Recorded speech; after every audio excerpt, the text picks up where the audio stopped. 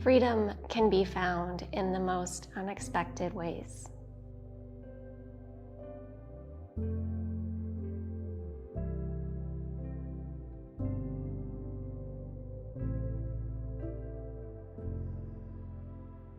There have been many twists and turns on my minimalist journey over the past 17 years. I didn't choose minimalism, it chose me. Through financial hardship, I was forced to liquidate many of my possessions so that they could be sold to pay the bills and also to downsize.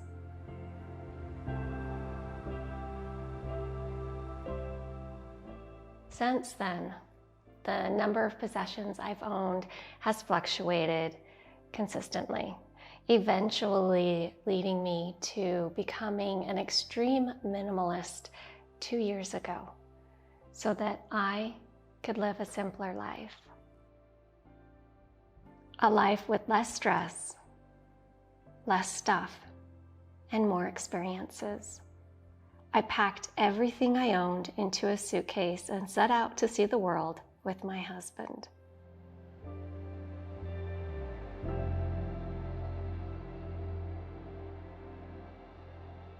The root of suffering is attachment.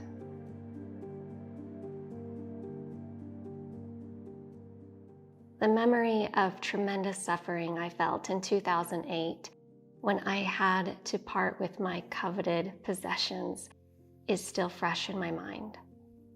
Losing the home that I had envisioned, watching my children grow up in, celebrating milestones like their high school graduation in.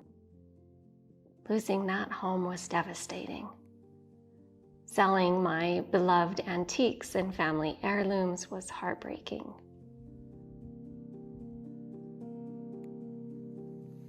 My attachment to my possessions was the root of my suffering during that time. But looking back, I recognize that attachment to stuff and suffering didn't just happen in 2008. It actually was there long, long before. I remember being a teenager and feeling embarrassed if I didn't have the most current style or name brands that everyone else was wearing. And there's been plenty of times in my life that I spent more than I actually had putting it on credit cards so that I could keep up with the Joneses and felt like I fit in with everyone else.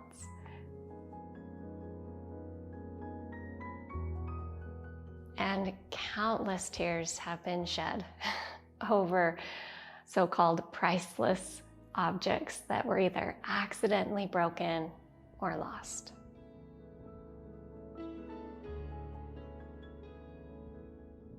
Looking back, I see how I've been a slave to my possessions. My attachment to stuff has cost me more than just money. It's taken up time, mental and emotional energy, and influenced how I value myself.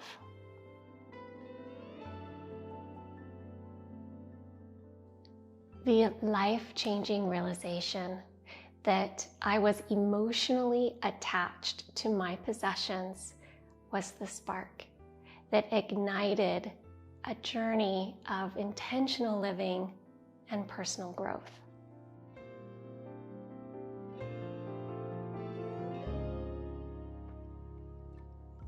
Oh, it's a mystery to me. We have agreed, which we have agreed, and you think you have to want more than you need. Until you have it all, you won't be free.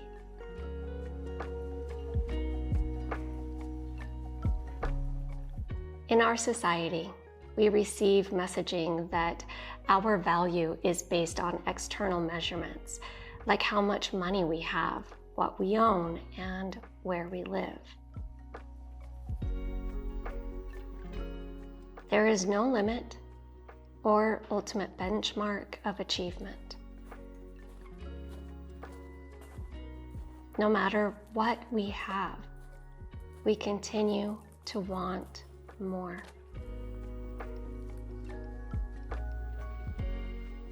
The more years I lived a minimalist lifestyle, with my possessions whittling down fewer and fewer, I began to question society's so-called scorecard on my value. And I started questioning, if my value wasn't determined by external things, then who was I? And what was my worth? Owning a lot of things doesn't make me feel secure. It makes me feel tethered to my belongings. Shedding my physical possessions was incredibly enlightening and freeing. Instead of wanting more stuff, I began to feel lighter by owning less. When I let my authentic spirit guide me, instead of other people's opinions, or worse, my fear of what other people thought of me, what I realized is I didn't really like most of society's status quo. One of my favorite things to do is hang clothes on a line to dry in the sun. I prefer to live in a sparsely decorated small house. I work fewer hours, opening up more time in nature, just listening to the birds' song carry on the wind. And I'm perfectly content with a minimal wardrobe and an old car.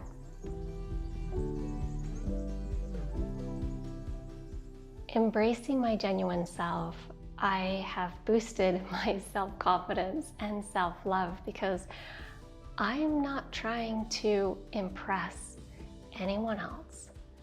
In fact, I like myself just as I am.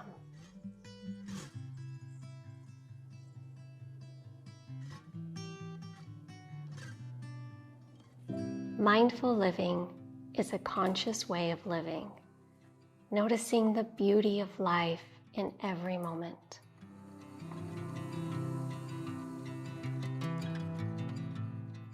Minimalism is so much more than the number of plates you own. It's a tangible method of living intentionally. The act of holding a possession in your hands and asking, do you love it, need it, or does it add value to your life, is the simplest form of mindfulness. My minimalist journey may have started out by eliminating my possessions out of necessity, but over the years it has evolved into intentional living that trickles into every aspect of my life. Being intentional with my possessions taught me how to use the same mindful approach in my health, money, relationships, work, and how I live. Carving down the unnecessary in my life to make room for the most important is the ultimate way to simplify life. The fewer distractions and noise I have, the more clearly I see the beauty in simplicity.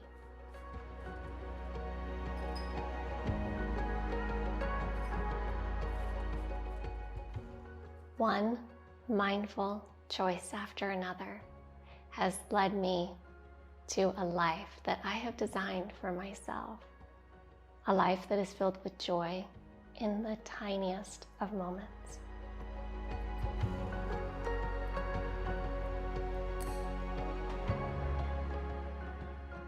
Thank you so much for joining me today. Have a beautiful day, my friends.